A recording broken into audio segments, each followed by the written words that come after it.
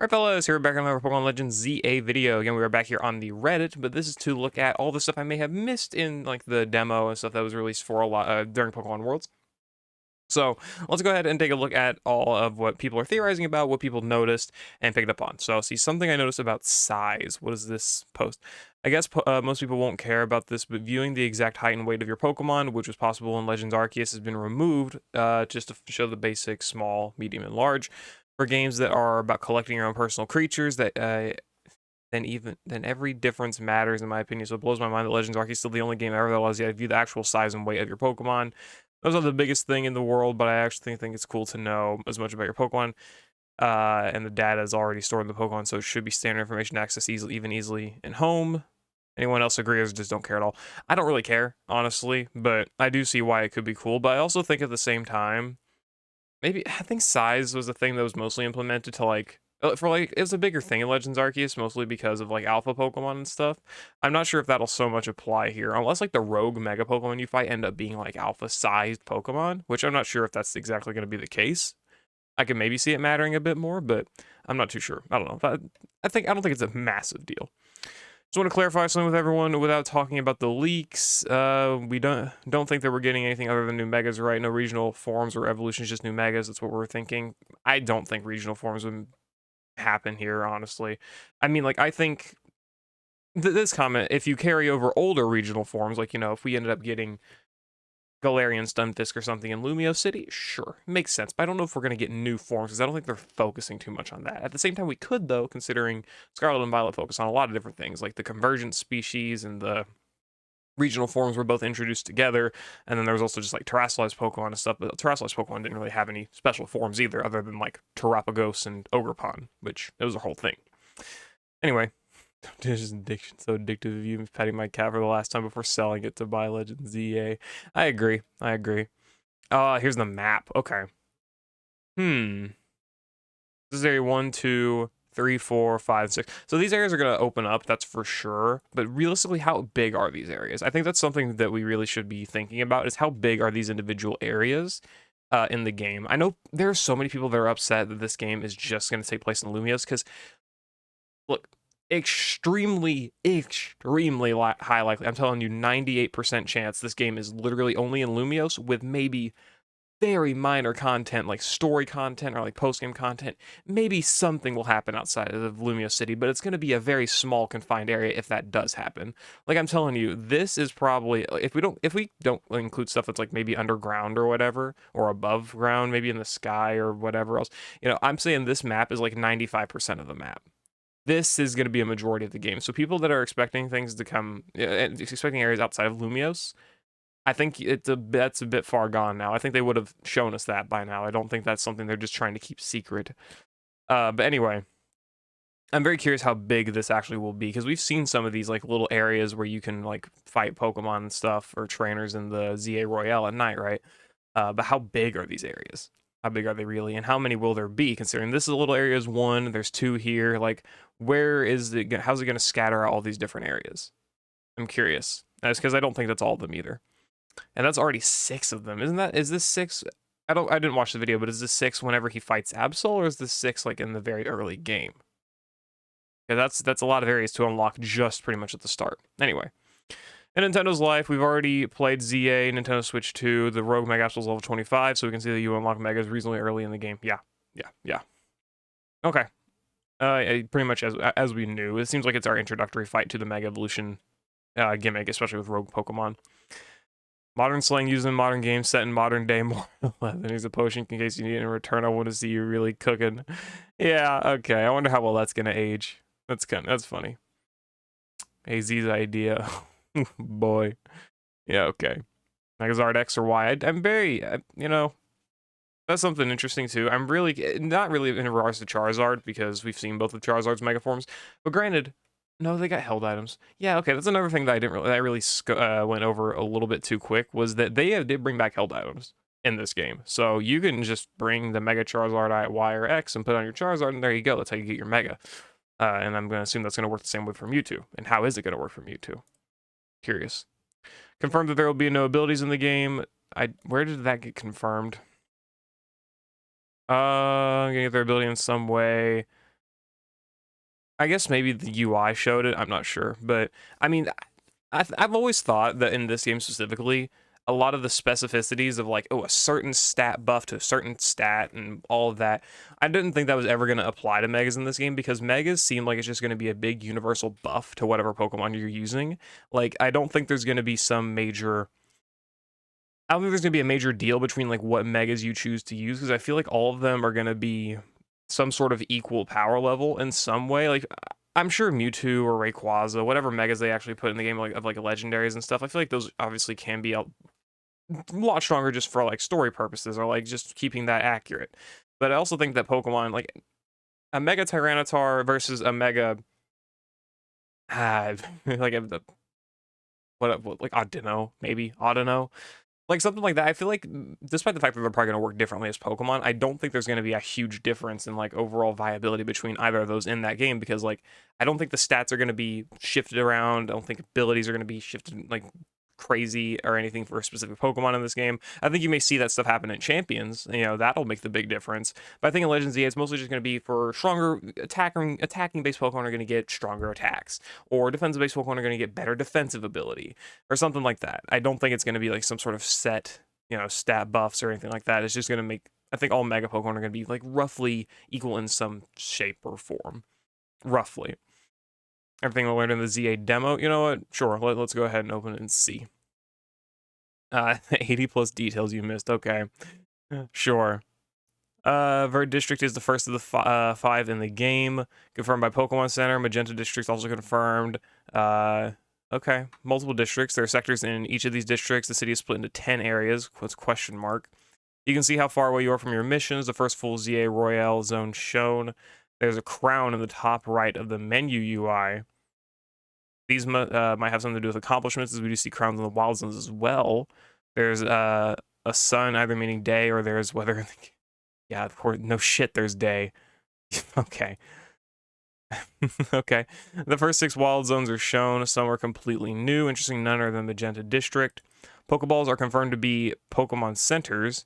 Or at least it seems to be 9 throughout the city. Okay. Completion for wild zones are the caught Pokemon within them. It's just 42% and 3 Pokemon in it that are on his team out of the 7 that are available. That seems small, but it's also probably a smaller zone. How many wild zones are there, really? But the blue Pokemon Center is shown. Missions. Okay, get your travel bag back. Okay, isn't this? Oh. Pancham. Okay, so it seems like Pancham. I saw this on a post. Pancham apparently steals your bag when you first arrive in the game. It seems like it's going to be your first main thing. Escape the battle zone. The city changes a lot when the sun goes down. Find a way out of this battle zone and retreat to the safety of, I don't remember what it was called, but AZ's place. Yeah, with your friend, help your friend, new friend Urbane. A new life in Lumios has been one unexpected development after another, but your new life in Lumios is off to an exciting start. Have your friend Urbane show you the ropes. And battling in the ZA Royale, to take part in the promotion match, you must first take on other trainers in the battle zone and earn yourself a ticket. Clear this initial hurdle and clear rank Y. And then reach rank Y, rather. Interesting. I'm really curious how large or like how long is the game going to be? Because this seems like it's like 4 missions in, get your bag back, go to the battle zone, do whatever, get out of the battle zone, get introduced to the game, and then do the Royale and reach rank Y.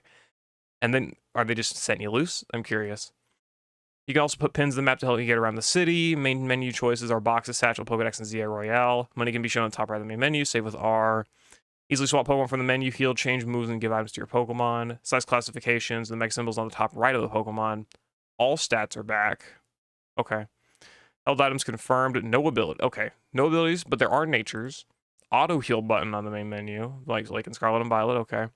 Are battle zones activated? Do they rotate each night based on what Urbane is saying? Maybe. We'll see, I guess. We'll see. Rocks blocking our way. Also, is this game open world? Because it seems like it can be, or it might be, in a sense, at least. I'm very curious on that. Not open world, but like, I guess open Lumios. Anyway. Rocks blocking our way. Maybe not. Maybe not. You can use different moves on obstacles. When morning comes, you're out of time at the ZA Royale. Items are on the ground again. Picks up tiny mushrooms. Sneaking is shown and explained. Switch battling. Poison our status effects confirmed. You can forfeit a match if you think you might lose and only lose half of your medals. Okay, so medals are how you rank up in the Royale. Interesting. or at least you get medals for winning. There's a range for moves. The Marie can't just Thundershock from anywhere. Yeah, we saw this. There's actually range on your moves, right? Same number of points per opponent, but more medals from battling more Pokemon. You get money based on the prize medals that you get. The medals are on the ground as well. So I guess you get medals during the Royale, and that can be transferred into money and probably like prestige of some kind. Bonus cards shown. They are special and provide an easy windfall for your points in the ZR Royale. You can have 3. They do more than initially shown. Bonus cards, huh? Okay. A canal, 10% Zygarde shown. Mega Shards earned similarly to Ore and Arceus. Mega Shards? What? For what? Mega Orbs while in battle. This is the thing you pick up to charge up Mega Energy. What is this? What's a Mega Shard? Mega Pokemon needed to actually do damage into a Rogue Mega Pokemon. Yeah. Rogue Megas are stunned at certain points and drop more orbs. Orbs get up the Mega Meter, as we know, yeah. Flinching shown. I wonder how that works. I guess the Pokemon just doesn't take an action. As you are running, it stops showing moves. Rogue Megas also lose status effects over time. There's a cooldown on healing as well of at least 10 seconds. There's a distance on some moves. Rock Smash misses at 1 point from distance. Shown that our room is 202 at the hotel. There's a prize money multiplayer based on how many wins you have. Oh, multiplier. So you can get a lot of money that way. Rank V is 6,000 points. We did see the... Well, that makes sense. I believe it's 1,000 per, right? We did see someone ranking up, and it was like 350 points, I think. Was it for 3 wins, or was it for 1 win? I'm not sure. But either way, I think, yeah, that makes sense. Confirmed to get a Mega Stone after defeating a Rogue Mega. AZ is trying to quell Rogue Mega Pokemon, and Quasorico may be the bad guys. You get to keep the Absol. Okay. A lot of that. That's a lot of information. I'm curious on what these Mega Shards are, wherever it was, right here. What are Mega Shards and earned in similarity to Ore, and what can they do? Is it like an actual crafting item? Or something similar, or at least something you can sell? Or at least do something with? Same number of points per opponent, but more medals from battling more Pokemon. So it seems like you don't get more points for defeating an enemy, but you do get more medals, which I guess are converted to money. Maybe they could do more? I guess we'll find out, won't we? That's a lot of information. Okay. Where's Clement? He's dead, bro. There'll be a review of the ZA demo. I did watch that video in the last one. After the success of the other post in this template. Yeah, okay. Alright. Okay. What percentage of buildings do you think can go in within ZA? Since the game will take place in Lumios, we got a closer look at the map. I'm curious if all buildings would be accessible or what the purpose will be. How wild would it be for most of the buildings to be locked like SVs, but with JPEG menu? I would say probably only about 25 to 50% of the buildings are going to be accessible. Or yeah, I mean that makes sense too. There's no way all battle, like if we go back and look at this map that was posted up here. You think all of these buildings are going to be accessible and have like something in them? I think most players would like. I don't think most people would like that because they would not know what they've checked every time, right? There's no way that those would be accessible. That'd take a lot of time to check all those buildings. Like, yeah, you can have a lot of good reward for that as well, but I don't think a lot of people would like to explore that much into all of these different buildings, right? Character customization. I was wondering if it would have been cool to have character customization where you are not necessarily just a kid, but you have between adult to regular kid range. I think that's always something that Pokemon should be doing, frankly. Like, well, I don't think it matters at the same time. I think that you can definitely... It's for people who are in like the range of like mid-teenage years to like mid-20s, you could definitely like...